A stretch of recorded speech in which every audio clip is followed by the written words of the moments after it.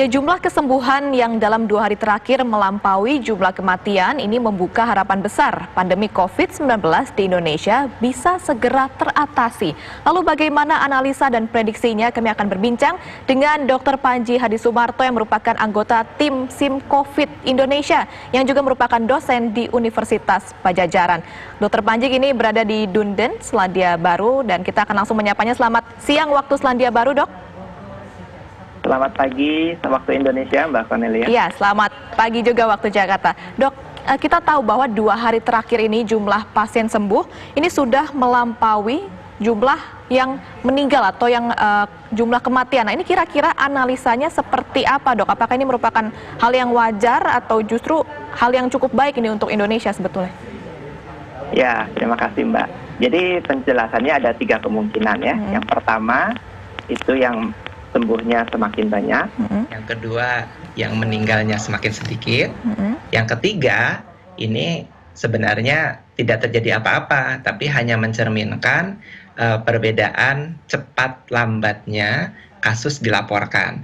Nah, kalau saya cenderung melihat ini yang ketiga. Jadi, yang terjadi kelihatannya ya, dugaan saya adalah mereka yang meninggal itu lebih cepat dilaporkan daripada mereka yang sembuh. Nah, kalau kita lihat misalnya di Wuhan ya, sampai dari perawatan sampai meninggal itu kira-kira 1 minggu. Tapi kalau sampai sembuh, itu bisa 10 hari, 2 minggu. Nah, jadi apa yang terjadi? Yang meninggal lebih cepat, Mbak. Nah, itu baru lama rawat ya, lama rawat. Ini kita belum bicara tentang pelaporannya. Nah, karena kalau orang meninggal, kan dia dilaporkan meninggal ya, dia sudah diketahui dia kena COVID-19.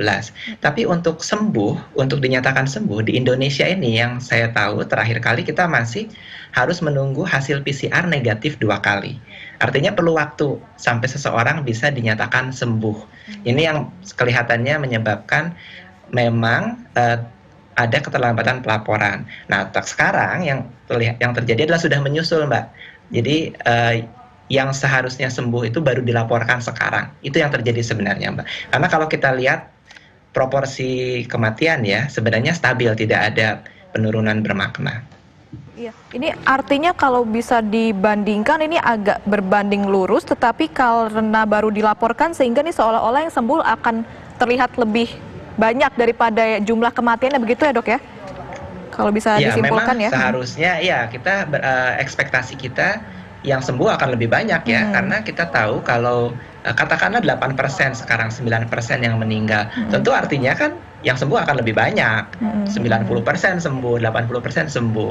Dan ini dari yang dilaporkan saja. Kalau kita lihat, kalau kita tes lebih banyak mungkin proporsinya akan menurun sampai 3%, 2%. Jadi memang begitu. Jadi ini kenapa sebelum-sebelumnya lebih banyak yang meninggal, itu karena ya yang meninggal lebih cepat meninggalnya, yang sembuh lama gitu, Mbak. Nah, Dok, ini kalau dari permodelan analisa dokter sendiri, ini apakah nantinya untuk jumlah yang sembuh ini akan terus naik atau justru nanti akan sama saja, tidak terjadi apa-apa kalau tadi kata Dokter Panji begitu kan? Karena yang sembuh ini lebih lama, yang meninggal lebih cepat begitu. Jadi sekarang udah mulai nyusul ya, Mbak ya. Jadi kurvanya kan kalau yang meninggal itu dia lebih landai. Nah, yang sembuh itu sebenarnya dia akan lebih cepat. Cuma karena mulainya terlambat, yang meninggal ini naiknya duluan. Tapi sekarang udah menyusul, saya pikir kita akan melihat ini menyusulnya perbedaannya semakin jauh. Yang sembuh akan kelihatan semakin cepat bertambah dibanding yang meninggal.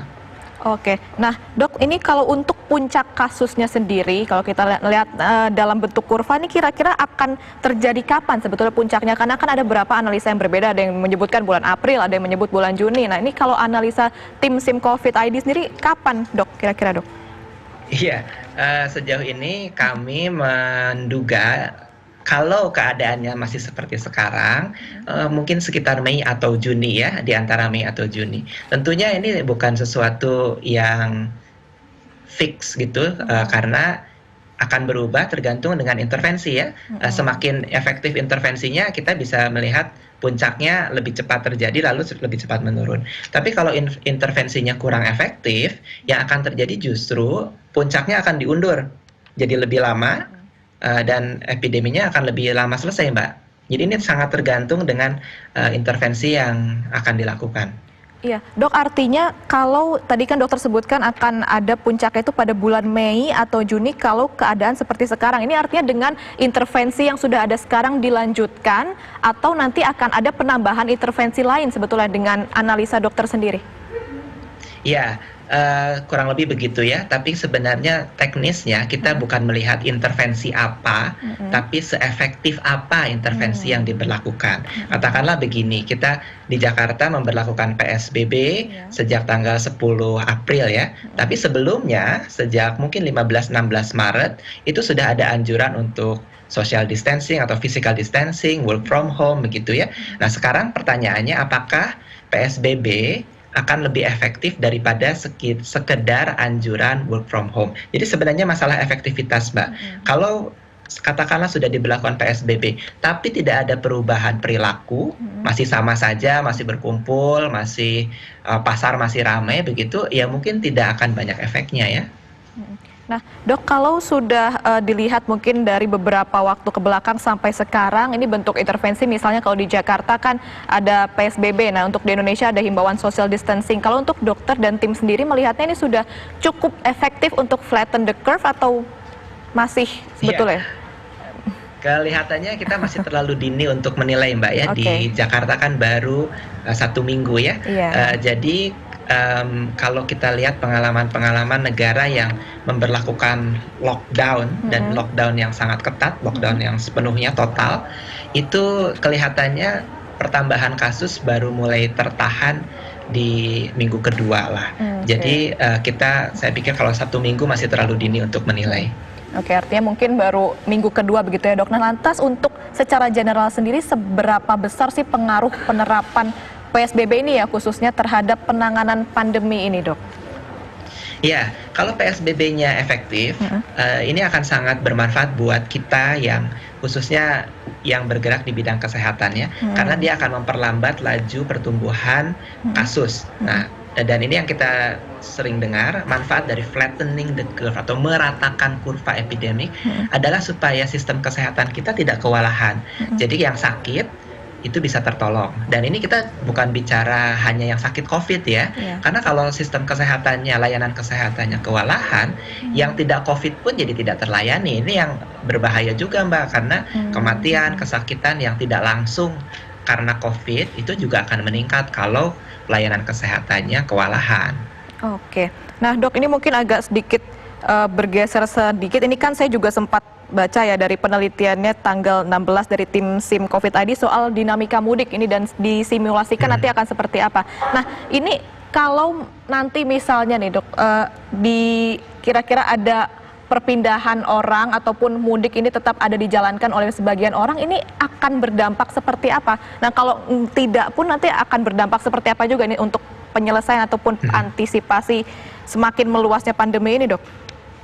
Iya, kalau saya bisa mengomentari dari dampak epidemiologis ya. Kalau dari dampak epidemiologis, yang kami model sebenarnya hanya skenario yang sangat konservatif. 1% sampai 3% penduduk, katakanlah Jakarta ya, itu berpindah tempat. Nah, bahkan dengan sejumlah kecil orang dari Jakarta berpindah tempat saja, kita bisa melihat di tempat tujuan mudik itu akan terjadi percepatan dan peningkatan kasus. Jadi dampak epidemiologinya adalah daerah-daerah tujuan mudik ini berpotensi mengalami epidemi yang lebih cepat dari seharusnya, Mbak.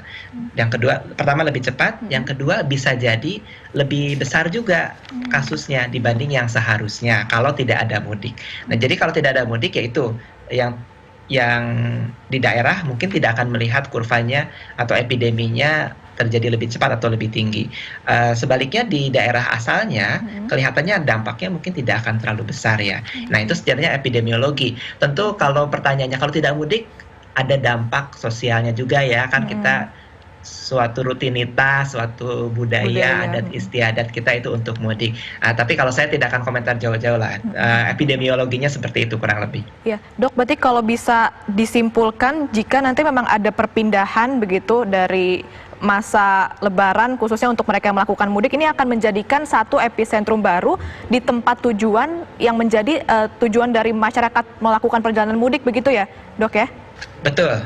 kalau tidak ada intervensi ya, tapi kita tidak bilang harus begitu. Artinya kalau ada perpindahan penduduk, bisa juga diisolasi dan lain-lain supaya dicegah. Tentunya perlu persiapan yang sangat matang, Mbak.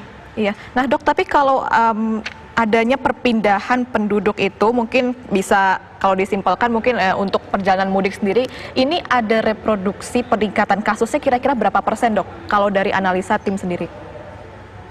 Ya, ini teknis sekali ya Mbak, dan kita banyak sekali asumsi di sana. Tapi mungkin singkatnya begini, kalau kita mengimpor kasus ya, jadi mudik itu sebenarnya secara teknis mengekspor kasus ke daerah-daerah yang tadinya sedikit atau belum ada kasus. Nah, jadi yang akan berubah adalah kondisi awal yang kita sebut sebagai initial condition. Nah, di sini kalau tadinya tidak ada kasus ya tidak ada angka reproduksi, nol. Nah, begitu ada kasus, ya kita bisa melihat angka reproduksinya langsung meningkat, bisa di atas 1, artinya akan terjadi wabah.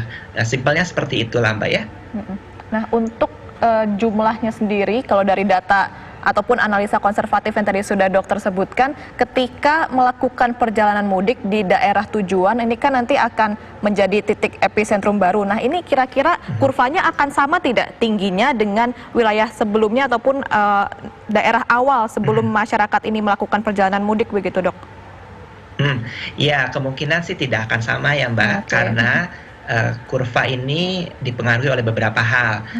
Tapi yang paling penting saya pikir kalau kita membandingkan daerah sumber mudik, katakanlah Jabodetabek ya, dengan tujuan mudik kota-kota yang lebih kecil di Jawa atau luar Jawa, kita akan bisa melihat pertama kepadatan penduduk berbeda, sehingga kemungkinan orang ketemu dengan orang lain itu mungkin lebih kecil. Tapi kita juga bicara tentang lebaran ya.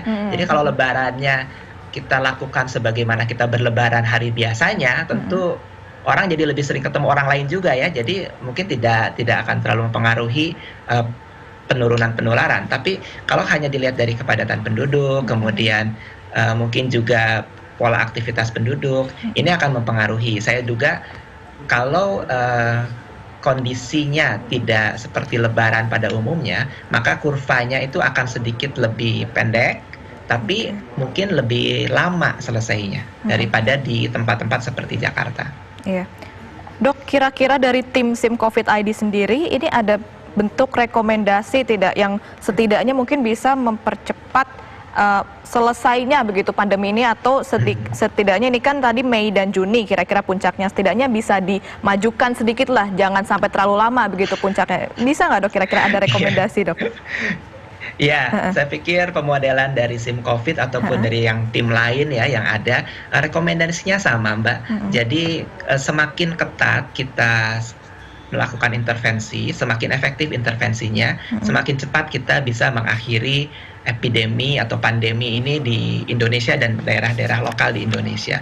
Kalau kita melakukan intervensi yang kurang efektif, kita akan melihat kasusnya lebih lambat, peningkatannya lebih lambat, cuma dia tidak akan selesai-selesai Mbak, jadi lebih panjang ya, karena meningkat terus, cuma lebih lambat gitu ya, dibandingkan meningkat cepat itu kan habisnya akan lebih cepat juga gitu ya.